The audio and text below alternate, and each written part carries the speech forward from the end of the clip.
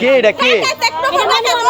পুরোপুরি রাস্তালে একে একে অনেকটি মার্ডার করছে। রাস্তালে একজন দুধ কাটার একজন মার্ডার করছে।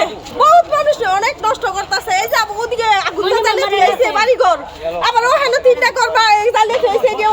মানে আপনারা যদি যান আমাকে একবারে শেষ করে দিয়ে যাইব। বাপ বলে ছিল পুরানে যাও রইছে মানুষের ঘর আমার নিচে। ডাকাত দল মানে মেম্বারের দল ঠিক আছে, হারাইয়া 200-250 লোক লিয়ে হামলা দিয়ে বসে আমাকে লোক 12-13 জন আহত করে লাগছে। দোকানপাট যা আছে সব লুটপাট করে লেগে গেছে গা, মসজিদ ভেঙে ফেলাইছে ঠিক আছে। স্যান্ডেলিনা সো রূপচর্চায় আভিজাত্য। মনি মেম্বার রাসেল এই মনি মেম্বার ছেলে মেয়ে ঠিক আছে, আর 12টা লোক যা আছে সব বাড়া লিয়েছে। আর একটা মানববন্ধন করছিলাম যে দেশে এই ভিতরে এলাকার ভিতরে ডাকাতি ফারাকের লোক আইন না এবং এই মাদক ব্যবসা চলছে না, এটা বলাতে আমাদের এক চাস্তো ভাই ইমরান করে নাম, সে পাড়া হাউসে ডিউটি করে। ডিউটি অবস্থা সেই সন্ধ্যার সময় ডিউটি গেছে এবং তারা মাইরা জখম করছে, জখম করে ফেলায় রাখছে। তখন আমরা এর প্রতিবাদে তাদেরকে তাদের বাড়িতে যাই। বাড়িতে যাওয়াতে তারা করলো কি আমাদের একটা মিথ্যা মামলা দিল। মিথ্যা মামলা দেওয়ার পরে তখন আপনার বাংসুরে একটা মিথ্যা মামলা দিচ্ছে। 5 জনকে আহত করছে এই এলোপিতে ঘুমাইছে এই ঈদগাঁও ময়দানে সিএনজি আটকাইয়া 5 জনকে আহত করছে।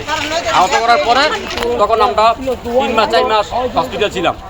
ওই এখান থেকে সূত্রপাত আমরা কেন তাদেরকে মানববন্ধনে তাদের নাম বললাম, ওই প্রতিনিয়ত তাদের আমাদের আহত করে যে এই এলাকার ভিতরে তাদের চাঁদা দিতে হবে, নাইলে তাদের কথা মতো চলতে হবে আমাদের, নাইলে এই এলাকায় আমরা দোকান পাট কিছু কথা দিব না। সব আমরা গজারি থানার লোক, পিরিজপুরের লোক সাথে নিয়ে আপনাদের কাশেগের লোক, কুরবানপুরের লোক সব এলাকাগুলো হইয়া সব আমাদের হামলা করছে। আমি এর আগে 993-এ ফোন দিছি যে স্যার আমাদের হামলা দিবে, আপনারা তাদের আমাদের হেল্প করেন। তো আস্তে আস্তে এখন আমাদের লাইভেও আছে যে ভিডিও করছি ঠিক আছে। প্রায় 2 ঘন্টা যাবত আমাদের সাথে লড়াই করছে তারা। আমরা না পাইলে আমাদের মসজিদের উপরে বিল্ডিংয়ের উপর থেকে তাদের আমাদের বাড়ি ঘর রক্ষা করছি, কিন্তু আমাদের দোকানপাট তারা লুট করে নিয়ে গেছে, আগুন ধরাই দিচ্ছে। হ্যাঁ, এর আগের দিন আপনার এরমে হামলা দিচ্ছে, তখন সেনাবাহিনী আইয়া তাদেরকে প্রতিহত করে। জীবন বাঁচানোর জন্য আমরা মসজিদের উপরে উঠছি, সেই কারণে তারা আমাদের এই মসজিদ ভাঙছে।